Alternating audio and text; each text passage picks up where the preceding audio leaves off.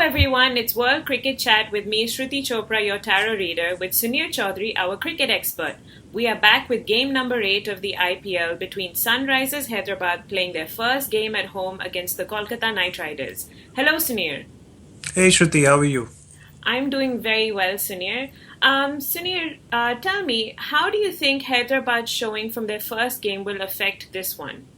Well, Shruti, Hyderabad were blown away by the Royal Challengers Bangalore in their first game, and that could have a psychological effect on their chances or performances in this match. What would affect them more is that injury to Ashish Nehra, which would hurt them a lot, given that he was supposed to carry the bowling workload through the tournament. In his absence, it will be interesting to see what they do with their lineup. Might need to juggle around their resources to bring in Trent Bolt because he's a foreign player and there are only 4 foreign players allowed. But then which foreign player do they drop? That's the question that they'll need to answer. The management needs to answer. Oni Morgan looks the most obvious choice for now. The other option for them would be to get someone like a Siddharth Kaul or Vijay Shankar, but that could reduce their bowling edge, Shruti. Great. So you mentioned the Hyderabad bowling. Is that their only issue? Because they didn't seem to have a great time with the bat either. Or was that scoreboard pressure? Well, I spoke about the bowling earlier, but what the Sunrisers also definitely need is for the batsmen to come good. You cannot have a David Warner score all the runs all the time, as has been the case even in previous seasons of IPL, which is what also happened in the first game.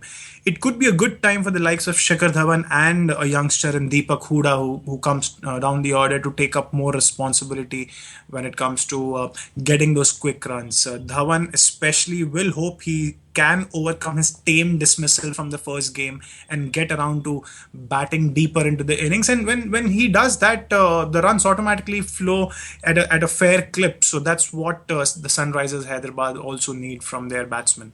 What about you, Shruti? How does Taro see the Sunrisers in this game? Well, Suneer, we know that this is Sunrisers' first home game, and we would hope that that would give them the edge. But the cards show them to be a lot more nervous than they should be. It's probably the pressure of performing at home. When the cards reveal their batting, it certainly looks more aggressive and more fluent, but you did mention about their dependence on Warner. It could possibly be quite similar today too, but still an improved contribution from all.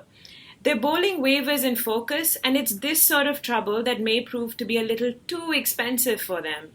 So I'm a little uncertain about how they're going to go at home. Suneer, I was wondering, Kolkata have begun on a mixed note. What was the difference in the way they played those two games? Well, Kolkata have a win and a loss under their belt apiece, and the difference between those two matches was clearly the way they bowled. Brad Hogg has been the star of their showing all these years, not only for Kolkata Knight Riders but for the various teams that he has played for Australia. But he had a rare off day as he bowled more short balls than I've ever seen him bowl in a game. Andre Russell lost his line once too often. And in the absence of a third speedster, because Gautam Gambhir had dropped Umesh Yadav to bring in Kuldeep Yadav, Gambhir struggled to contain the Mumbai batsmen. I think they might see him revert back to a 3-seam bowler strategy unless the pitch really demands it otherwise. Do they really need to change anything else apart from playing 3-seamers? Gambhir himself scored a solid 50, but there were questions around whether it was quick enough on that kind of a pitch, which was kind of a batting paradise. He might need to pace himself a little better at the top of the order, and his opening partner Robin Uthappa will hope that he can find some of his previous touch because he hasn't had a great couple of games. I would also like to see Colin Munro bat higher up the order. I had spoken about Munro in the first game. He wasn't really required then. But yes, I think Munro is one of those guys who needs a little time to begin with. And then once he has that time, he can explode towards the end of the inning. So they have that batting, but they need to utilize their resources a little better. Great, but Suneer, I've noticed you love talking about pitches. It seems to be one of your favorite topics. What's with this one? Well, we'll be seeing the first game in Hyderabad, so I'm not sure about how the pitch will behave. But we have seen a bit of both when it comes to when it comes to this ground. There was a season full of low scores there, and there have been times when it has been conducive to batting. Kolkata, with their battery of spinners, would love for it to play slower, which is also why I think the Sunrisers will do well to ensure that it's a flat track. We saw what happened in Kolkata's game against Mumbai. That kind of a track which was very flat and conducive for batting, took the sting away from the three Kolkata Knight Riders spinners. So Hyderabad might want to strategize accordingly when it comes to the pitch, not only in this match, but looking at the opponents for the various matches in the rest of the tournament. What about you, Shruti? In terms of the tarot cards, how do the Kolkata Knight Riders match up against the Sunrisers for you? Suneer, the Knight Riders will work very hard on their entire approach to this game. It seems as if Gambhir has taken this loss against Mumbai Indians to heart, and I mean, I don't blame him. We all see it on the expression on his face. But that's actually a good thing because it seems to help the entire team's mindset today. Their batting starts and moves through quite nicely, but it's their bowling that will be most challenged. The bowlers do have a tough task ahead, but I'd give them that tad extra tarot point in comparison to the Sunrisers. What's your call on this game? I think I've got two wrong, and I think I should refrain from calling anything here.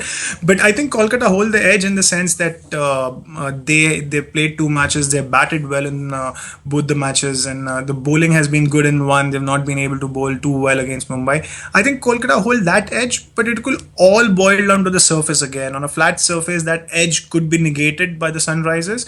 And if the game begins if the game is played on a slightly slower pitch, Kolkata could dominate the Sunrisers Hyderabad to register their second win. So all depends on the surface for me, and that's all that I'll say right now. I think I'll leave the prediction bit for you. Who do the cards support for this one, Shruti? Oh, I think we're somewhere in agreement there today. The cards are slightly more inclined towards the Kolkata Knight Riders simply because they will manage things better with the ball. Definitely better than the Sunrisers, but I do still think it's a tight one. But Taro goes with the Knight Riders for sure. Well, great. Let's see how the game shapes up. As I said, I'll be a neutral observer this time with no support for any of the teams, no support for any of the teams that I've called for. That's it from me, and that's it from Shruti. We will be back with more of such podcasts during this IPL. Till that time, have a